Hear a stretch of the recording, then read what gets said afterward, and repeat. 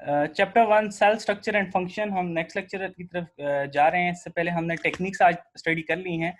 अब हम basically study करने जा रहे हैं जी कि आपके पास बेसिकली सेल के अंदर क्या होता है। ठीक है, तो सबसे पहले हमें दो चीजें पता होनी चाहिए कि हमने जो स्टडी तो करना है, मगर स्टडी करने के बाद आज तक जो चीजें हमें पता चली हैं वो क्या पता चली हैं। हमें दो चीजें पहले पता होनी चाहिए कि आपके पास दो तरह के सेल होते हैं। एक होते हैं जी एनिमल सेल, ठीक है, दूसरे होते हैं आपके पास प्लांट सेल। ठीक है, अब हम एनिमल सेल की अगर बात करते हैं और प्लांट सेल की बात अगर करते हैं, तो एनिमल सेल के अंदर जो आउटर मोस्ट मेम्ब्रेन होती है वो होती है सेल मेम्ब्रेन।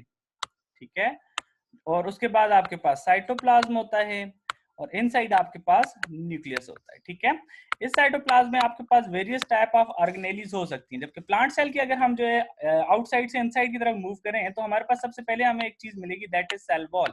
ठीक है, उसके बाद हमारे पास जो दूसरी चीज होती है वो होती है हमारे पास सेल मेम्ब्रेन होती है। तो हमारे पास एक चीज हमें पता होनी चाहिए कि आपके पास कभी भी प्लांट के केस में सबसे आउटर मोस्ट लेयर आपके पास क्या नहीं होगी, सेल मेम्ब्रेन नहीं होगी, वहां पे क्या होगी, सेल वॉल होगी। उसके बाद हमारे पास क्या आएगा, साइटोप्लाज्म आएगा। ठीक है, और उसके बाद हमारे पास क्या आएगा, न्यूक्लियस आ जाएगा। ठीक है, अच्छा अब क्या है, हम स्टार्ट कर रहे हैं विद द सेल वॉल। तो हम एक ओवरऑल जनरल क्लासिफिकेशन के थ्रू हम सारी ऑर्गेनेलिज को स्टडी करेंगे। तो हमारे पास जो सेल वॉल है that is the outermost layer of the plant cell. ठीक है, इसको हम कह सकते हैं, सिर्फ प्लांट के केस में आपने याद नहीं रखना, आपको याद रखना है in case of bacteria, in case of fungi, in case of algae, the outermost layer is cell wall. Bacteria के केस में ये म्यूरिन या फिर पेप्टिडोग्लाइकेन, दोनों वर्ड्स यूज होते हैं, म्यूरिन और पेप्टिडोग्लाइकेन दोनों से मिलकर बनी होगी। फंजाई के केस में ये बनी होगी जी विद चाइटन के मदद से, इसको चाइटिन भी पढ़ते हैं, चाइटन भी पढ़ते हैं। अब सेल वॉल की अगर हम बात करते हैं तो सबसे पहले हमारे पास सेल वॉल जो डिस्कवर हुई थी वो रॉबर्ट हुक ने की थी इन 1665। तो हमारे पास जो ईटा पॉइंट ऑफ व्यू से आपने एक चीज सबसे ज्यादा याद रखनी होती है, वो होती है आपकी डेट्स।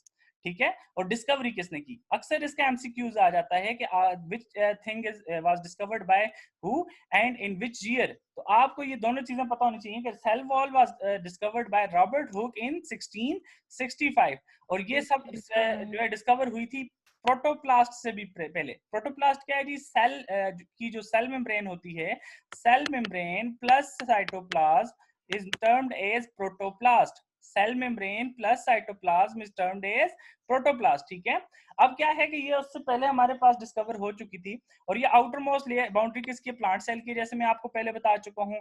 और इसको सिक्रीट कौन करता है, protoplasm of the cell. That is the most important thing. The cell wall is secreted by protoplasm of the cell. तो ये भी एक ऑब्जेक्टिव हो सकता है आपका कि सेल वॉल को कौन आपके पास जो है स्क्रीट करता है। तो सेल वॉल को स्क्रीट कौन कर रहा है, आपका अपना प्रोटोप्लाज्म स्क्रीट कर रहा है। इसकी थिकनेस की अगर बात करें तो ये हमारे पास, क्योंकि हमारे पास प्लांट्स की डिफरेंट स्पीशीज होती हैं, हमारे पास डिफरेंट, हमारे पास उनकी जो हमारे पास कैरेक्टरिस्टिक्स होती हैं, तो उसकी बेस पे हमारे पास जो सेल वॉल होती है उसकी थिकनेस भी डिफरेंट होती है। वजह यह है कि कुछ प्लांट्स के अंदर, जैसे हमारे पास इसकी जनरल क्लासिफिकेशन हम अभी आगे पढ़ेंगे, तो हमारे पास इसमें 3 लेयर्स होती हैं सेल वॉल की।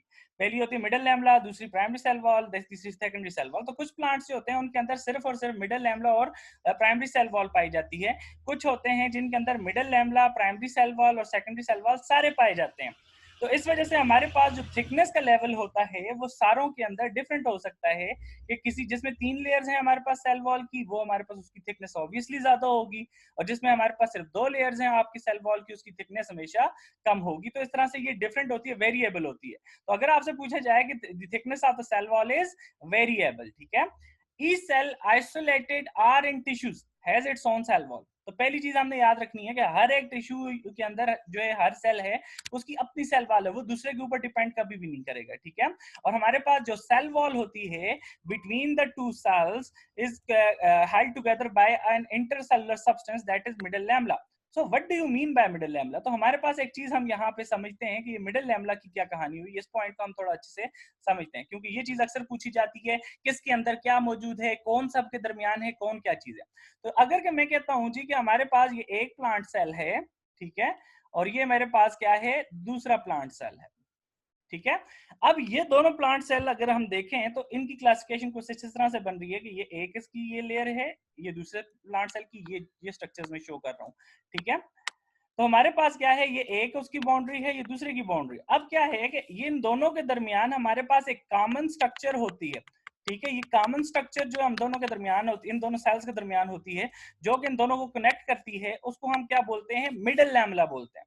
उसको हम क्या बोलते हैं, मिडल लैमेला बोलते हैं। ये हमारे पास क्या करती है, दो सेलों के दरमियान, एडजेसेंट सेल्स के दरमियान मौजूद होती है और उनकी ज्वाइनिंग का काम करती है। उसके बाद हमारे पास this is first cell and this is the second cell, ठीक है। इसके इनसाइड पे इसकी दूसरी लेयर होती है, ठीक है, और इसकी अपनी लेयर होगी। इन दोनों के केस में ये भी और ये भी, ये दोनों हमारे पास, इनके पास क्या होंगी, this is the primary cell wall, ठीक है। हमारे पास ये देखें, अब ये पूरी एक लेयर बन गई है कंप्लीट, ठीक है। इसको मैं शेडेड शो कर देता हूं इस तरह से। ये कंप्लीट लेयर क्या बन गई, ये हमारे पास क्या होगी, प्राइमरी सेल वॉल, ठीक है। जबकि जो सेंटर में इन दोनों के दरमियान, दो सेल्स के दरमियान मौजूद है, वो क्या कहलाएगी हमारे पास, middle lamella. So middle lamella क्या करती है, सीमेंटिंग का काम करती है, जोड़ने का काम कर रही है। अब इसके अंदर फर्दर हमारे पास एक और लेयर होती है, ठीक है, जिसकी वजह से हमारे पास जो स्ट्रक्चर बनती है उसको हम क्या बोलेंगे, इसकी अपनी होगी और इसकी अपनी होगी। तो इसको हम क्या बोलेंगे, that is secondary cell wall, that is secondary cell wall. और इसके अंदर जो है हमारे पास जो मेम्ब्रेन आती है, that is your plasma membrane भी उसको बोलते हैं, ठीक है, उसको सेल मेम्ब्रेन भी बोलते हैं, ठीक है। और इससे हर सेल की अपनी होगी, तो इस तरह की क्लासिफिकेशन बनेगी। अब एक चीज आपने याद रखनी है जी, हमेशा जब भी इस तरह का क्वेश्चन आ जाए कि कौन से के अंदर कौन सी चीज मौजूद है, ठीक है, तो आपने क्या करना है, एक चीज आपने फौरी तौर पे याद रखनी है कि हमारे पास आपने इस तरह से एक चीज ड्रॉ कर देनी है। सबसे पहले आपने क्या करना है, यहाँ पे लिखना है एस, ठीक है, then P, then M, then P, then S, ठीक है। अब ये हमें बता रहे जी कौन से के अंदर क्या है। यहाँ पे आप इसको सेंटर में बॉर्डर लाइन कर दोगे, ठीक है। एम को आपने सेंटर में क्या कर देना है, बॉर्डर कर देना है कि ये सेंटर में, ये that is our central point. अब वो आपसे पूछता है कि primary cell wall is present inside और outside of the primary secondary cell wall, जो ये वाली है, इट इज प्रेजेंट इनसाइड और outside of the primary cell wall. इसके इनसाइड हमारे पास क्या है, प्राइमरी प्लाज्मा। अब एक चीज याद रखिए, मिडल लैमेला से इनसाइड जा रहे हैं हम, दैट इज इनसाइड। और अगर हम प्लाज्मा मेम्ब्रेन, जो न्यूक्लियस की बात करेंगे, वहां से हम आउटसाइड आएंगे, ठीक है। यहाँ पे आपका न्यूक्लियस है। अब बात हो रही है जी कि आपके पास जो प्राइमरी सेल वॉल है आपके पास, और सेकेंडरी सेल वॉल है, उन्होंने क्वेश्चन किया आपकी सेकेंडरी सेल वॉल किसके अंदर मौजूद है, ठीक है, किससे अंदर मौजूद है, प्लाज्मा सेल वॉल, आपका मिडल लैमेला और योर प्लाज्मा मेम्ब्रेन, ठीक है। प्राइमरी सेल वॉल के अंदर है, मिडल लैमेला से अंदर है, या फिर आपके प्लाज्मा मेम्ब्रेन से अंदर है। तो आपको ये चीज याद रखनी है कि यहाँ से जब ये पैटर्न बनाओगे, आपको पता है ये सेकेंडरी का पूछा है, तो it is inside, inside of the primary cell wall, it is not outside. Outside इसके क्या मौजूद है, मिडल लैमेला मौजूद है। फिर अगर यहाँ से मैं बात करूंगा तो मिडल लैमेला के इनसाइड क्या मौजूद है, प्राइमरी सेल वॉल है। प्राइमरी सेल वॉल के इनसाइड क्या मौजूद है, सेकेंडरी सेल वॉल मौजूद है। और सेकेंडरी सेल वॉल के इनसाइड आपके पास क्या मौजूद है, प्लाज्मा मेम्ब्रेन। तो आप यहाँ पे देख सकते हो इस वाली स्ट्रक्चर में कि मिडल लैमेला है, मिडल लैमेला से इनसाइड क्या मौजूद है आपके पास, प्राइमरी सेल वॉल मौजूद है, ये वाली, ठीक है। और उसके बाद इनसाइड जो आपके पास मौजूद है, आपके पास सेकेंडरी सेल वॉल मौजूद है। फिर आपके पास प्लाज्मा मेम्ब्रेन है, फिर आपके पास न्यूक्लियस है। तो ये पूरा एक सेल जो है इस तरह से आपके पास बन जाता है, ठीक है। ये आपके पास पूरा एक प्लांट सेल आपका इस तरह कवर्ड अप होगा। तो हमेशा क्या होगा, आउटसाइड आपके पास क्या रहेगा, प्लाज्मा मेम्ब्रेन रहेगी, उसके बाद आपकी मिडल लैमेला रहेगा, उसके बाद प्राइमरी सेल वॉल होगी, फिर सेकेंडरी सेल वॉल होगी, और फिर मिडल आपकी प्लाज्मा मेम्ब्रेन होगी, फिर इनसाइड आपके पास साइटोप्लाज्म आएगा, और फिर आपके पास न्यूक्लियस आ जाएगा। तो ये इसी तरह से आपकी जनरल क्लासिफिकेशन चलेगी, और ये चीज आपको बहुत ही हेल्पफुल होती है आपके ईटा टेम्पटेशन के इस तरह का क्वेश्चन अगर कोई आ जाता है आपका। तो ये चीज पहले अर्ली इसलिए जो है मैंने एक्सप्लेन की ताकि ये बाद में आपके लिए हेल्पफुल हो। अब हम इसको थोड़ा सा स्टडी करते हैं। अगर सेल वॉल की बात की जाए तो ये सेल वॉल का फंक्शन क्या होता है, सबसे मोस्ट इंपॉर्टेंट चीज क्या है, इसका फायदा क्या है। इसका फायदा ये है कि ये प्लांट सेल वॉल को स्ट्रक्चर प्रोवाइड करती है कि आपका जो प्लांट सेल वॉल होता है उसकी प्लाज्मा मेम्ब्रेन जो होती है वो इतना ज्यादा प्रेशर बियर नहीं कर सकती, जो कि प्लांट के केस में होना चाहिए। क्यों? क्योंकि उसके पास एक सेंट्रल वैक्यूल होता है जो कि इनसाइड से वाटर ज्यादा होने की वजह से आउटसाइड प्रेशर एक्सर्ट कर रहा होता है। तो अब क्या है कि हमारे पास जो सेल वॉल है वो क्या करती है, प्रेशर को बियर करती है, उसको बर्दाश्त करती है, और आपके प्लांट सेल को प्रॉपर शेप देने में बहुत ही ज्यादा हेल्पफुल होती है। अब अगर हम सेल वॉल की बात करते हैं तो इसकी मॉर्फोलॉजी और केमिकल कंपोजिशन जो है वो वेरी करती रहती है, डिफरेंट प्लांट्स के अंदर डिफरेंट तरह से है, ठीक है। और कैरेक्टर्स की अगर बात करें तो हमारे पास जो कैरेक्टर्स हैं वो विद द एज और with the function of the cell भी चेंज होते हैं। तो ये चीज आपने याद रखनी है, the character of the cell wall varies with age and function of the cell, कि आपका सेल जितना ज्यादा उम्र में बड़ा होगा उसकी सेल वॉल की कैरेक्टर्स उसी तरह से होंगी, ठीक है, और उसका फंक्शन जिस तरह का होगा उसके अकॉर्डिंग उसकी सेल वॉल होगी। जैसे हमारे पास जो स्टेम होता है उसके सारे सेल्स के अंदर आपके पास सेकेंडरी सेल वॉल मौजूद होती है, ठीक है, बट ऊपर वाले जो आपके पास सम सेल्स आ जाते हैं जैसे लीव्स वगैरह में आ जाते हैं, वहां पे सेकेंडरी सेल वॉल की एब्सेंस होती है, क्योंकि सेकेंडरी सेल वॉल आपको ज्यादा स्ट्रक्चर जो है हार्ड करके दे रही होती है। आपके पास जितनी भी हार्ड स्ट्रक्चर्स होंगी वहां पे सेकेंडरी सेल वॉल जो है ऑटोमेटिकली मौजूद होगी। जहां पे हार्ड स्ट्रक्चर्स नहीं है वहां पे सिर्फ और सिर्फ मिडिल लैम्बडा और क्या मौजूद होगी, प्राइमरी सेल वॉल मौजूद होगी। So that is the thing कि आपके पास from the function of the cell ये चीज डिफरेंशिएट करती है। अब सेल वॉल को जैसे मैं आपको पहले बता चुका हूँ 3 फंडामेंटल उसके पार्ट्स हैं, मिडिल लैम्बडा है, प्राइमरी सेल वॉल है और सेकेंडरी सेल वॉल है। तो उसको अभी हम प्रॉपर्ली देखते हैं। तो ये देखें, आप देख सकते हैं जी कि आपके पास पहले फिगर ए में देखते हैं हम, तो आउटसाइड सबसे पहले क्या है, मिडिल लैम्बडा, ठीक है, उसके इनसाइड क्या मौजूद है, आपके पास प्राइमरी सेल वॉल है, और प्राइमरी सेल वॉल आप देखोगे ये थोड़ी लूजली अरेंज्ड है, ठीक है। उसके बाद आपके पास प्लाज्मा मेम्ब्रेन है, ये उनके केस है जहां पे आपके पास जो है सेकेंडरी सेल वॉल नहीं होती, ठीक है। अब क्या है, अगर हम फिगर बी में देखें, ये उन सेल्स की अरेंजमेंट होगी जहां पे सेकेंडरी सेल वॉल मौजूद है। तो हमारे पास मिडिल लैम्बडा आउटसाइड है, फिर प्राइमरी सेल वॉल होगी, फिर सेकेंडरी सेल वॉल होगी, और फिर जाके आपके पास प्लाज्मा मेम्ब्रेन आएगी। तो ये चीज आपने याद रखनी है। आउटसाइड जो है हमेशा सबसे आउटसाइड आपके पास क्या मौजूद है, मिडिल लैम्बडा मौजूद है, देन प्राइमरी सेल वॉल है, प्राइमरी सेल वॉल के अंदर सेकेंडरी सेल वॉल है, और सेकेंडरी सेल वॉल से अंदर क्या है, प्लाज्मा मेम्ब्रेन है। सम टाइम ये पूछा जाता है which of the following is present outside of the secondary cell wall, ठीक है। तो outside of the secondary cell wall क्या मौजूद है, आपके पास प्राइमरी सेल वॉल मौजूद है, और प्राइमरी सेल वॉल के आउटसाइड क्या मौजूद है, मिडिल लैम्बडा मौजूद है। So this is the thing जो आपको एक एटा पॉइंट ऑफ व्यू से एक ऑब्जेक्टिव सॉल्व करने के लिए याद रखनी है। अगर हम सेल वॉल की अब बात कर रहे हैं तो हमने इन तीनों चीजों को डिस्कस करना है, मिडिल लैम्बडा को, प्राइमरी वॉल को, सेकेंडरी वॉल को, ये सारी चीजें हमें पता होनी चाहिए। तो मिडिल लैम्बडा की अगर हम बात करते हैं, it cements together the wall of the neighbouring cell, cementing करती है, जोड़ने का काम करता है, सीमेंट का काम करता है। सीमेंट का काम ये होता है जी कि ये जोड़ दे सबको, ठीक है, पुख्तगी देता है। तो हमारे पास मिडिल लैम्बडा दो सेल्स को आपस में जोड़ने का काम करता है। ये नॉर्मली थिन होती है और 1 पिकोमोल इसकी थिकनेस होती है। ये चीज आपने बहुत इंपॉर्टेंट याद रखनी है, क्योंकि हमारे पास अक्सर इसकी थिकनेस के बारे में पूछा जाता है जी कि आपके पास जो सेल वॉल है उसमें मिडिल लैम्बडा की थिकनेस कितनी है। Sorry, it's not picomole, it's micrometer, 1 micrometer है। ये थोड़ी सी इसको करेक्शन कर दें, it is about 1 micrometer. Woody tissue की अगर हम बात करते हैं तो वुडी टिश्यूज में हमारे पास middle lambda is mostly lignified. ये आपको जो है ऑब्जेक्टिव एक मिलता है यहाँ पे आपको मिडिल लैम्बडा में, कि आपको जो है हमारे पास जो रिसेंट हमारे पास ईटा पेपर्स हुए हैं उनमें एक चीज पूछी गई, in woody tissues middle lambda is commonly lignified. तो वहां पे डिफरेंट ऑप्शन दिए होते हैं, तो वहां पे आपने ये याद रखना है कि वुडी टिश्यूज में आपके पास मिडिल लैम्बडा क्या होता है, लिग्निफाइड होता है। जब प्राइमरी वॉल की अगर हम बात करते हैं तो हमारे पास जो है ये it is the first wall formed in a developing cell. ये हमारे पास क्या है, फर्स्ट वॉल है। इससे पहले हमने मिडिल लैम्बडा के साथ वॉल का वर्ड यूज नहीं किया, क्यों, क्योंकि वो क्या है, सीमेंटिंग का काम कर रहा है, ठीक है, वो वॉल नहीं है एक तरह से। मगर क्या है कि हमारे पास जो प्राइमरी वॉल है, it is the first wall formed in the developing cell, ठीक है। और ये हमारे पास also it is 1 to 3 micrometer, that is micrometer in thickness. ये भी हमारे पास 1 to 3 माइक्रोमीटर इन थिकनेस होती है। और हमारे पास ये क्या है, ज्यादा इलास्टिक है, कम भी हो सकती है, एक्सटेंडेबल भी है, क्रिस्टलाइन भी और ऑप्टिकली एक्टिव भी है। ये इसके कुछ कैरेक्टर्स हैं। और it is composed of cellulose, pectic compound, mostly polysaccharides and hemicellulose. So this is the an important point जो आपने याद रखना है कि आपके पास ईटा में पूछा जा सकता है जी कि primary cell wall is composed of cellulose and pectic compounds, ठीक है, और जो कि हमारे पास मोस्टली क्या होते हैं, पॉलीसैकेराइड्स भी हो सकते हैं और हेमिसेलुलोज। तो ये यहाँ पे ये लाइन आपको 2 से 3 तरह से पूछी जा सकती है।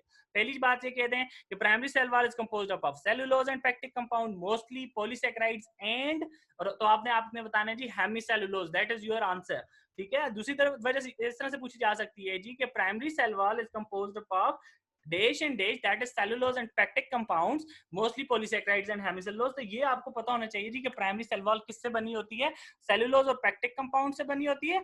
सेलुलोज क्या है हमारे पास, वो पॉलीसैकेराइड है, और पैक्टिक कंपाउंड क्या है, that's basically it is a hemicellulose है। द सेकेंडरी वॉल की अगर हम बात करते हैं, it follows the order of the primary wall.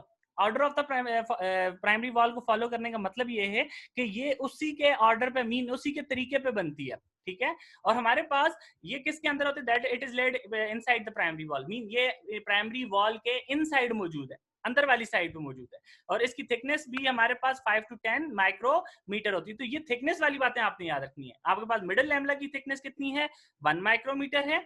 आपके पास प्राइमरी वॉल की थिकनेस क्या है, 1 to 3 माइक्रोमीटर है। और आपके पास जो सेकेंडरी सेल वॉल है उसकी थिकनेस आपके पास 5 to 10 माइक्रोमीटर मौजूद होती है।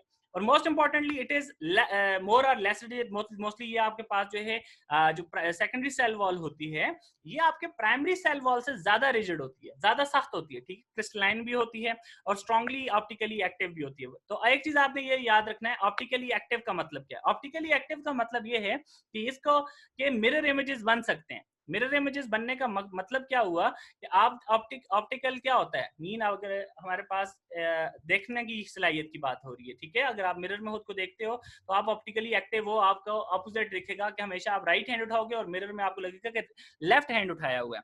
तो एक चीज आपने याद रखनी है कि आपके सेलुलोज हो गया या फिर हमारे पास बाकी जो चीजें मौजूद है वो क्या है, हमारे पास मोनोसैकेराइड्स है, ठीक है। वो किससे बनी हुई है, मोनोसैकेराइड से बनी हुई है, और मोस्टली वो क्या होते हैं, ग्लूकोज होते हैं। और ग्लूकोज की दो फॉर्म्स आपके पास मौजूद होती हैं, अल्फा और बीटा। अल्फा को और हमारे पास बीटा को अगर फर्दर हम क्लासिफाई करें तो हमारे पास ये दो फॉर्म्स फर्दर बनती हैं, D and L, D glucose और एल ग्लूकोज। डी ग्लूकोज वो होता है जो राइट हैंडेड ग्लूकोज होता है, और एल ग्लूकोज वो होता है जो लेफ्ट हैंडेड, जिसमें हमारे पास मीन हाइड्रोक्सिल ग्रुप जो होते हैं वो हमारे पास लेफ्ट साइड पे मौजूद होते हैं। तो हमारे पास क्योंकि ये इसके अंदर मौजूद है, सो दैट इज वाई आपके पास जो जितने भी हमारे पास कंपाउंड्स इसमें मौजूद हैं वो ऑप्टिकली एक्टिव होते हैं। It is mainly composed of lignin, cellulose और नॉन सेलुलोजिक पॉलीसेकेराइड। तो अगेन से आपने ये सारी चीजें याद रखनी है कि ये किससे मिलके बना हुआ है, लिग्निन से बना हुआ है, सेलुलोज से बना हुआ है और हेमिसेलुलोज से बना हुआ है। मगर ये याद रखना है कि नॉन सेलुलोजिक पॉलीसेकेराइड्स भी इसके अंदर मौजूद हैं, ठीक है। और मिनरल साल्ट्स भी इसमें मौजूद होते हैं, और वो मिनरल साल्ट्स कौन से हैं, कैल्शियम, मैग्नीशियम और पोटाशियम। समटाइम्स सिलिका भी इसके अंदर पाई जाती है, मगर ये बहुत रेयर होती है, ठीक है। तो ये चीजें आपको पता होनी चाहिए कि हमेशा क्या है जब ये टॉपिक आप कवर करते हो कि कंपोजिशन इसकी क्या है, इसकी थिकनेस क्या है, इसकी नेचर क्या है और ये कहाँ पे मौजूद है। तो ये 3 से 4 चीजों का अगर आपको आंसर पता है तो ये आपका टॉपिक प्रॉपर्ली आपके ईटा के अकॉर्डिंग क्लियर हो जाता है और वो आपके अकॉर्डिंग आपका तैयार हो जाता है। इसमें कोई भी क्वेश्चन किसी भी तरफ से पूछा जा सकता है तो आपको उसमें ईजी होते हैं आप आंसर करना, ठीक है। अब क्या है कि एक और चीज आपको जो इस पूरे टॉपिक में से पूछी जा सकती है वो ये है कि major role of cell wall क्या है। तो major role of the cell wall is to form a framework, ठीक है, ताकि हमारे पास सेल जो है वो ओवर एक्सपेंशन से बच सके, जब टर्जिडिटी बहुत ज्यादा हो जाए तो उससे बच सके, बर्स्ट ना कर जाए। दूसरा, सेलुलोजिक फाइबर जो होती हैं, structural proteins and other polysaccharides help to maintain the shape and form of the cell.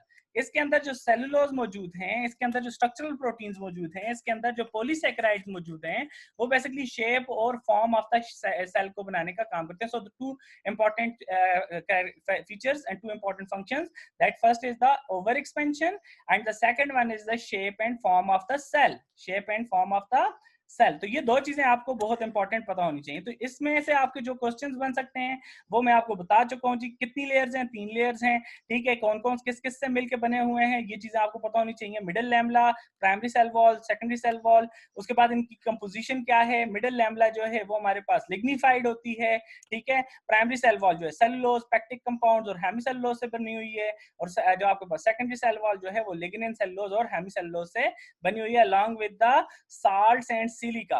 तो ये हमारे पास इसके बाद जो एक और ऑब्जेक्टिव आपका बन सकता है वो आपके पास थिकनेस का बन सकता है। मिडिल लैमेला 1 माइक्रोमीटर है, primary cell wall 1 to 3 micrometre है, और सेकेंडरी सेल वॉल जो है 5 to 10 माइक्रोमीटर इन डायामीटर होती है। और चौथी चीज, सबसे बाहर आपके पास मिडिल लैमेला है, उससे अंदर आपके पास प्राइमरी सेल वॉल है, उससे अंदर आपके पास सेकेंडरी सेल वॉल है। तो ये अगर आपके पास सारी चीजें आपको याद रहती हैं, ये these are the key points जो इसकी बेस पे आप कोई भी ऑब्जेक्टिव सेल वॉल के टॉपिक से आप कवर कर सकते हो।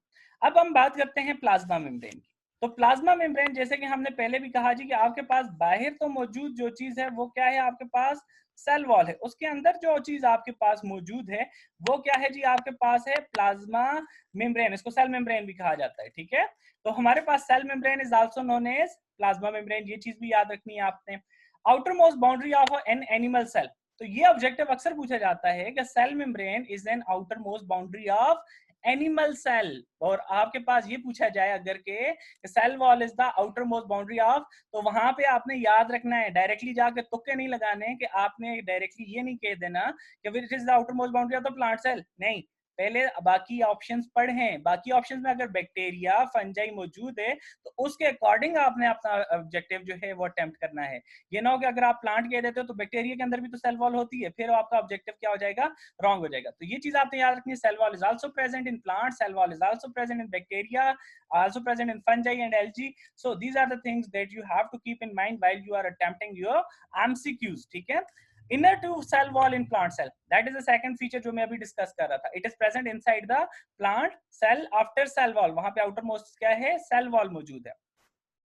सेल मेम्ब्रेन की अगर हम बात करते हैं तो it is chemically composed of lipids and protein. ये याद रखना है आपने, लिपिड्स और प्रोटीन से मिलकर बनी हुई है. लिपिड्स कितने हैं 20 to 40%, प्रोटीन्स कितने हैं 60 to 80%. ये चीज मोस्ट इंपॉर्टेंट है, आपसे अक्सर इसकी परसेंटेजेस पूछी जाती हैं कि लिपिड्स कितने परसेंट हैं और प्रोटीन्स कितने परसेंट हैं. तो these are the important things कि cell membrane is chemically composed of lipids and protein. Lipids कितने हैं 20 to 40% है और प्रोटीन्स कितनी है 60 to 80% है. In addition there is a small quantity of carbohydrates present. इसके अलावा आपके पास स्मॉल क्वांटिटी ऑफ कार्बोहाइड्रेट्स भी मौजूद होते हैं. अब हम जनरल स्ट्रक्चर देखते हैं सेल मेम्ब्रेन की. तो यहाँ पे आप पहले इस फिगर में देख सकते हो कि हमारे पास ये सेल्स हैं, ये प्रॉपर्ली अलाइन हुए हैं, एक दूसरे से डिफरेंशिएट हुए हैं. आपने एक टॉपिक पढ़ा था दैट वाज स्टेनिंग, ठीक है, याद होगा आपको. और स्टेनिंग के टॉपिक में हमने एक मोस्ट इंपॉर्टेंट चीज पढ़ी थी कि हम जो है स्ट्रक्चर्स को क्या करते हैं, स्टेन कर देते हैं और उसकी मदद से हम क्या कर सकते हैं, स्टडी कर सकते हैं किसी भी सेल को.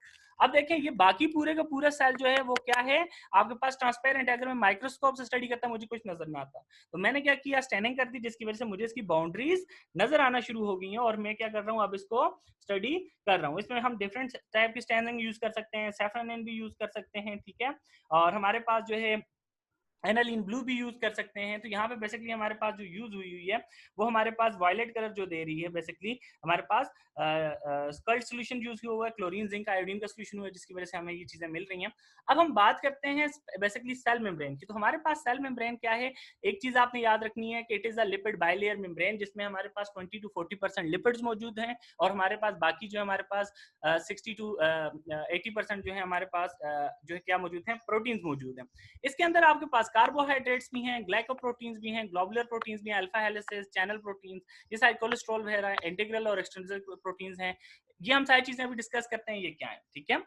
तो mainly biologists contributed to establish the structural organization of the cell membrane. तो ये चीज आपने याद रखनी है कि आपके पास यहाँ से मुझे एक इंपॉर्टेंट चीज आपको बतानी है, वो ये है कि आपकी बुक के अंदर हर एक टॉपिक के साथ छोटे छोटे जो हैं बॉक्सेस बने हुए हैं, like for your information, like आपके पास जो है जैसे अभी प्लाज्मा मेम्ब्रेन का आपका टॉपिक है आपकी बुक में, वहां पे आपके पास एक बॉक्स बना हुआ है फॉर योर इन्फॉर्मेशन. तो उसमें उन्होंने आपके पास बायोलॉजिस्ट की कंट्रीब्यूशन दी हुई है कि किस तरह से हमारे पास प्लाज्मा मेम्ब्रेन की जो है उनको उन्होंने आइडेंटिफाई की और सारी चीजें देखी उन्होंने.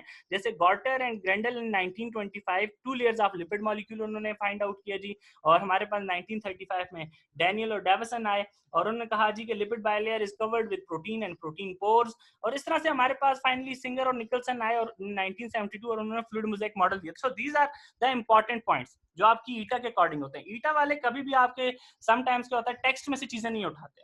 वो क्या करते हैं, वो इन्हीं छोटे छोटे बॉक्सेस में से फॉर योर इंफॉर्मेशन जिनके ऊपर लिखा हुआ है या फिर जिनके ऊपर लिखा हुआ है do you know, a tidbit, तो ये 3-4 तरह के हमारे पास बॉक्सेस बने होते हैं. तो इनके अंदर जो इन्फॉर्मेशन लिखी हुई है ये मोस्ट इंपॉर्टेंट होती है आपके ईटा पॉइंट ऑफ व्यू से. अब वो आपसे पूछ सकते हैं Singer and Nicolson presented the fluid mosaic model in 1972, ठीक है. उसके अलावा वो अक्सर पूछ लेते हैं Danielli and Davson in 1935 found word. तो उन्होंने लिपिड बाइलेयर ये फाइंड किया था कि लिपिड बाइलेयर के अंदर क्या मौजूद है, प्रोटीन्स और प्रोटीन्स कंपाउंड्स मौजूद हैं. तो ये चीजें आपने वहां से याद रखनी है कि वहां पे क्या क्या चीजें दी हुई हैं. तो हमारे पास हम बात करते हैं वापस अपने टॉपिक की, that is many biologist contribute to the establishment of the lipid organisation. Cell membrane की ऑर्गेनाइजेशन किस तरह से बनी हुई है. और हमारे पास इनिशियली हमारे पास जो बात की गई थी वो ये कहा गया था कि हमारे पास जो लिपिड बाइलेयर है वो सैंडविच है बिटवीन 2 प्रोटीन लेयर्स. सबसे पहले ये बात की गई, मगर मॉडर्न टेक्नोलॉजी आने के बाद ये चीज आइडेंटिफाई हो गई कि हमारे पास lipid bilayer is not sandwich between 2 protein layers. आपके पास प्रोटीन्स के दरमियान वो सैंडविच नहीं है. सैंडविच क्या होता है, हम क्या करते हैं, ब्रेड लेते हैं, उसके ऊपर जैम लगाते हैं और हमारे पास क्या उसके ऊपर दूसरी ब्रेड लग देते हैं, दिस इज अ सैंडविच, ठीक है. अब क्या है कि यहाँ पे हम कह सकते हैं this jam is sandwich between 2 bread pieces. So that is the thing, ठीक है। तो lipid bilayer is not sandwich between two protein layers. तो ये चीज बाद में हमारे पास आइडेंटिफाई हुई। 1972 में सिंगर और नेकलसन हमारे पास दो साइंटिस्ट थे, उन्होंने फ्लूइड मोज़ेक मॉडल दिया। बेसिकली उन्होंने क्या किया था कि इलेक्ट्रॉन माइक्रोस्कोप यूज की थी और उन्होंने पिक्चर ली थी आपके सेल मेम्ब्रेन की, और उसके बाद उन्होंने क्या एक्सप्लेन किया जी, कि ये एक्सप्लेन किया कि हमारे पास जो मेम्ब्रेन है वो एक क्या है, समुंदर की तरह है, सी के just like a sea of lipids, ठीक है, in which proteins are floating. इसमें क्या होता है, प्रोटीन्स जो है आपके पास क्या कर रही हैं, फ्लोट कर रही हैं। अब हम इसकी अगर स्ट्रक्चर देखें तो ये कुछ इस तरह से है कि ये आपका समुंदर की जिस तरह लेयरें चल रही होती हैं, तो आपकी उस तरह से क्या है, आपकी लिपिड लेयर्स मौजूद है, और उनके अंदर क्या मौजूद है, आपकी प्रोटीन्स क्या कर रही हैं, फ्लोट कर रही हैं, उनके ऊपर तैर रही हैं, जस्ट लाइक बोट्स, ठीक है। वो उसके अंदर कंप्लीट जो है प्रोटीन लेयर्स मौजूद नहीं है। अब वो आपके उसमें मछलियों की तरह, आपकी जो है बोट्स की तरह, कश्तियों की तरह आपके पास फ्लोट कर रही हैं। तो यहाँ पे हम देख सकते हैं कि हमारे पास जो hydrophobic polar and polar head जो है आपका फास्फोलिपिड्स, वो बैक वाली तरफ। एक चीज आपने याद रखनी है, यहाँ पे आपके पास क्या मौजूद है, फास्फोलिपिड्स मौजूद है। फास्फोलिपिड्स क्या होते हैं, दो चीजें आपको याद रखनी है कि फास्फोलिपिड्स वो हमारे पास जो है डाइग्लिसरॉल है बेसिकली, जो जिसमें हमारे पास क्या है, एक ग्लिसरॉल होता है, दो फैटी एसिड चेन्स होती हैं इसके साथ, ठीक है, और इसके ऊपर एक थर्ड जो है फॉस्फेट लगा होता है, ठीक है। जैसे ट्राइग्लिसरॉल होता है उसमें 3 फैटी एसिड होते हैं, मगर इसमें क्या है, थर्ड फैटी एसिड की जगह क्या मौजूद है, आपके पास फॉस्फेट मौजूद है। सो दैट इज द थिंग जिसके जो कि हमारे पास बेसिकली यहाँ पे क्या मौजूद है, आपके पास जो लिपिड्स की फैट्स की फॉर्म मौजूद है, दैट इज द फॉस्फोलिपिड, ठीक है। अब क्या है कि हमारे पास इसका जो फॉस्फेट होता है वो हमेशा बाहर की तरफ होगा, क्योंकि बाहर आपके पास क्या होता है, वाटर होता है, और आपके पास जो फैटी एसिड है वो हाइड्रोफोबिक होती हैं, तो वो इनसाइड पे होती हैं। हाइड्रोफोबिक जो होती है फैटी एसिड इनसाइड होती हैं, ताकि हमारे पास वाटर से हमारी इंटरेक्शन ना हो। तो ये दोनों लेयर्स आपस में इसी तरह से कंबाइन हो जाती हैं, बाहर वाली साइड फॉस्फेट होते हैं और इन साइड पे आपके पास फैटी एसिड्स होते हैं, ठीक है। अब फैटी एसिड के बाद हमारे पास जो इंपॉर्टेंट एक और चीज है, वो यहाँ पे क्या मौजूद है, कोलेस्ट्रॉल मौजूद है, और यहाँ पे इंपॉर्टेंट सबसे ज्यादा वो है आपकी प्रोटीन्स।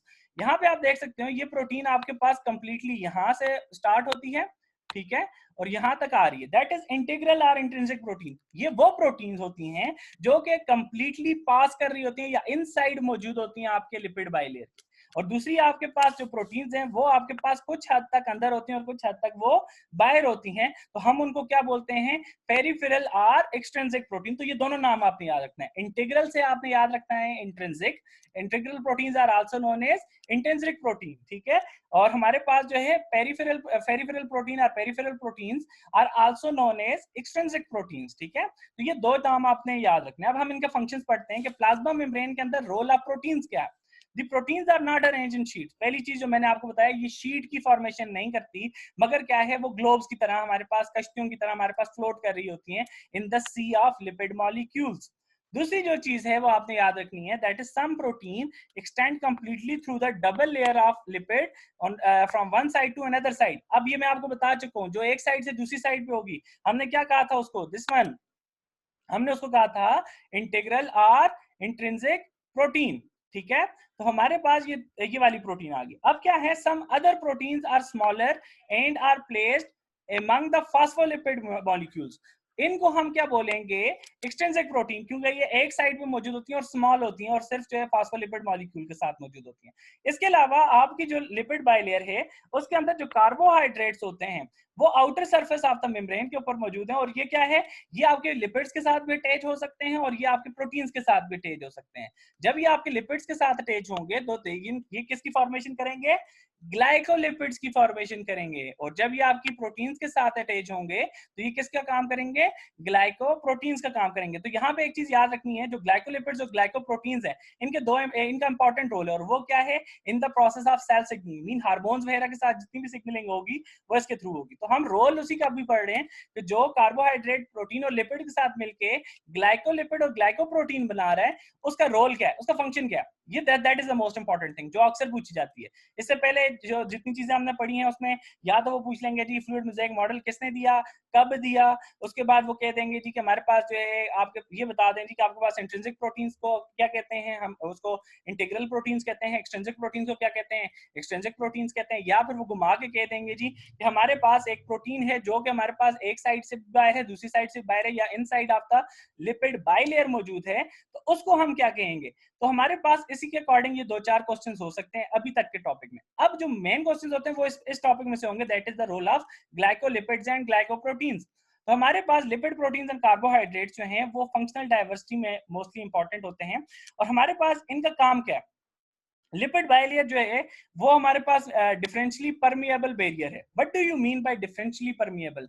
डिफरेंशियली, पहली चीज है परमिएबल। परमिएबल का मतलब ये है जी कि उसमें से गुजर सकती हैं चीजें, मगर वर्ड डिफरेंशियली जो है हमारे पास रेफर कर रहा है जी हमारे पास सेमी को, डिफरेंशिएट करता है चीजों में, सेमी है मतलब कि हमारे पास कुछ चीजों को हमारे पास अलाउ करता है, कुछ चीजों को अलाउ नहीं करता। That allows the transport of non polar molecule materials across it and prevent ironing materials. क्यों? क्योंकि हमारे पास अगर हम इसकी स्ट्रक्चर देखते हैं, हमने जो इससे पहले हमने देखी कि हमारे पास, मैंने क्या कहा कि आपके पास ये फास्फोलिपिड स्ट्रक्चर इसकी ड्रॉ कर देता हूं व्हाइट बोर्ड पे। होता ये है कि आपके पास, हमने क्या कहा कि आपके पास एक फास्फोलिपिड मौजूद है जिसके पास यहाँ फॉस्फेट है, दूसरा फास्फोलिपिड है जो इसके पास क्या है, यहाँ पे फॉस्फेट है। अच्छा, अब क्या है, हमने क्या कहा कि इनसाइड आपके पास क्या मौजूद है, फैटी एसिड की चेन्स हैं, और वो क्या होती हैं, हाइड्रोफोबिक होती हैं, और आउटसाइड क्या है आपके पास, हाइड्रोफिलिक है, क्योंकि हमारे पास क्या है, बायर फॉस्फेट चेन, फॉस्फेट मौजूद है। अब जो मॉलिक्यूल्स होते हैं उन्होंने क्या करना है, गुजरना है, और हमारे पास ऑन होना है। फॉर एग्जांपल यहाँ से आएगा तो उसने इस तरफ अंदर इनसाइड जाना है। अब वो बाहर से, तो हमारे पास अगर वो आयनिक इन नेचर है, वो बाहर से तो इसमें इंटर हो जाएगा, मगर क्या है, इनसाइड की अगर हम बात करते हैं तो वो क्या है, हमारे पास एनवायरनमेंट हाइड्रोफोबिक है, और हाइड्रोफोबिक होने की वजह से हमारे पास वहां से आयनिक मॉलिक्यूल्स गुजर ही नहीं सकते। जब हमारे पास यहाँ से आयनिक मॉलिक्यूल गुजर नहीं सकते तो वो कभी भी इंटर नहीं होंगे। तो उसके लिए क्या होता है, फिर हमारे पास ग्लाइकोप्रोटीन्स या ग्लाइकोलिपिड्स की हमारे पास जरूरत पड़ती है। अब क्या है कि हमारे पास इसी तरह से लिपिड बाइलेयर जो है नॉन आयनिक कंपाउंड वहां से गुजर जाते हैं, मगर आयनिक मटेरियल्स वहां से गुजर नहीं पाते। तो हमारे पास क्या है, मेम्ब्रेन प्रोटीन्स क्या करती हैं, इस चीज में हेल्पफुल करती हैं, और सिलेक्टिवली परमिएबिलिटी का काम करती हैं, और जो हमारे पास कंपाउंड्स क्या हैं, वो हमारे पास आयनिक इन नेचर हैं, उनको वहां से मूव करवाती हैं, मगर किसके according to the cell need. ये नहीं है कि वो डायरेक्टली मूव होना शुरू हो जाएंगे उधर से, according to the cell need. अगर क्या हमारे पास इसमें एग्जांपल है, ग्लूकोज कंसंट्रेशन आपके पास सेल इनसाइड द सेल जो है वो नॉर्मल है, तो मजीद ग्लूकोज आपके पास कभी भी अंदर नहीं आएगा। उसकी वजह क्या है कि उसने किसके थ्रू आना है, प्लाज्मा प्रोटीन्स के, ग्लाइकोप्रोटीन्स के थ्रू आना है, और glycoproteins according to cell needs work करती हैं, उसके बगैर वो उसको कभी भी अंदर आने नहीं देंगी। एक्सट्रिंसिक प्रोटीन्स की अगर हम बात करें तो ये हमारे पास, मैंने क्या कहा था, ये रिसेप्टर का काम करते हैं। एक्सट्रिंसिक प्रोटीन्स कौन सी हैं, याद रखें, ये वो प्रोटीन्स होती हैं जो कंप्लीटली इनसाइड मौजूद नहीं होती, ये एक साइड पे मौजूद होंगी और बाहर की तरफ मौजूद होंगी, बाहर निकली हुई होंगी, दैट इज एक्सट्रिंसिक प्रोटीन्स। तो ये क्या करती हैं, ये हमारे पास रिसेप्टर का काम करती हैं, और रिसेप्टर का काम क्या होता है, एंटीना वाला काम, रिसीव करना कुछ भी। तो रिसीव क्या करती है, स्टिमुलाई। स्टिमुलाई किसको हम कहते हैं, मैसेज को। कोई भी मैसेज अगर आ रहा है, ये उसको रिसीव करती हैं from the environment and thus inform the cell to respond, और उसको हमारे पास क्या कहते हैं, कहती हैं कि उसका मैसेज जो है इनसाइड द सेल पहुंचाती हैं, उस मैसेज को अंदर नहीं आने देती, सिर्फ उसका मैसेज उधर से रिसीव किया और अंदर पहुंचा दिया। इसकी एग्जांपल ऐसे है कि आपके घर पे डोर पे नॉक हुई है और आप बाहर चले गए हो, ठीक है, आप बाहर गए हो, तो बाहर कोई ऐसा बंदा है जो अनजान है, जो नॉर्मली आप जिसको नहीं जानते हो, तो वो कहेगा कि बेटा जाके अपने अब्बू को बुला दो, ठीक है। अब क्या होगा, आपने क्या किया, वहां से डोर क्लोज किया और जाके अब्बू को कह दिया कि बाहर कोई बंदा आया आपको बुला रहा है, ठीक है। अब क्या हुआ, आपने क्या किया, रिसेप्टर का काम किया है, मीन आपने मैसेज वहां से रिसीव किया और अंदर कन्वे किया, उस बंदे को अंदर नहीं आने दिया। That is the function of the extrinsic protein, कि वो मैसेज रिसीव करती हैं और उसको अंदर सेल को इन्फॉर्म करती हैं जी कि एनवायरनमेंट से ये मैसेज आया है, मीन आपके पास हार्मोन्स कुछ इस तरह से कह रहे हैं, या नर्व्स आपके पास इस तरह का सिग्नल भेज रहे हैं। इंटीग्रल प्रोटीन जो है, इनको हमारे पास परमिएजेस भी कहा जाता है। परमिएजेस, EASE वर्ड क्या है, ASE जब भी आता है तो उसका मतलब क्या होता है, एंजाइम से रिलेटेड कोई चीज है, ठीक है। और इसका काम क्या है, it covered the with proteins and protein pore regulated diffusion, osmosis and active transport of ionic materials.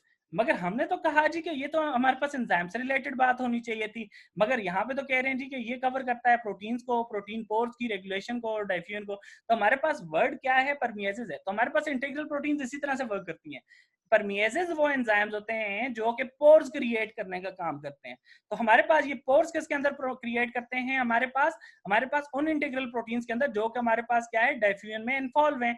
और जब भी वहां पोर्स क्रिएट करेंगे तो हमारे पास क्या होगा, ऑस्मोसिस भी होगा और एक्टिव ट्रांसपोर्ट का प्रोसेस भी होगा। इसकी एग्जांपल ऐसे हम यहाँ पे देखते हैं कि हमारे पास क्या है, दैट इज द ग्लाइकोप्रोटीन्स मौजूद हैं। ठीक है, ग्लाइकोप्रोटीन्स का मकसद क्या, मतलब क्या हुआ, carbohydrates are present with the this one, carbohydrate is present with the proteins। उसके बाद अगर हम बात करें पेरिफेरल प्रोटीन्स, ये पेरिफेरल प्रोटीन मतलब क्या है, एक्सट्रिंसिक प्रोटीन मीन एक साइड पे मौजूद है। ठीक है, that is the integral protein, ये दोनों साइड पे मौजूद है। अब देखें कि हमारे पास ये इंटीग्रल प्रोटीन, इसकी एग्जांपल है। अब क्या होता है, सबसे पहले यहाँ पे क्या आते हैं, परमिएजेस आते हैं। परमिएजेस इसको क्या करते हैं, पोरस बना देते हैं, इसके अंदर जो है एक पोर क्रिएट कर देते हैं। तो ये मॉलिक्यूल जो हैं ये हमारे पास क्या करते हैं, यहाँ से मूव होते हैं और इनसाइड आ जाते हैं, और इस तरह से हमारे पास क्या होता है, ट्रांसपोर्ट का प्रोसेस और होता है। अब क्या है कि हमारे पास रोल, हमारे पास ग्लाइकोलिपिड्स और ग्लाइकोप्रोटीन्स का हम पढ़ रहे थे। तो दैट इज द इंपॉर्टेंट कि membrane carbohydrates such as glycolipids and glycoproteins, ठीक है, प्रोवाइड रिसेप्टर साइट्स। ये रिसेप्टर साइट प्रोवाइड करती हैं, जो हमने अभी डिस्कस किया कि उसके ऊपर मैसेज आएगा और वो अंदर प्रोवाइड करेंगे। These site receive different type of stimuli like HRS। This is an important point, याद रखिएगा कि हमारे पास आपसे ऑब्जेक्टिव ये पूछे जा सकता है, glycoprotein and glycolipids provide receptor sites. पहली चीज आपको ये पता होनी चाहिए। दूसरी चीज, ये रिसीव किसको करती है, तो ये ऑप्शन आपको दिए जा सकते हैं।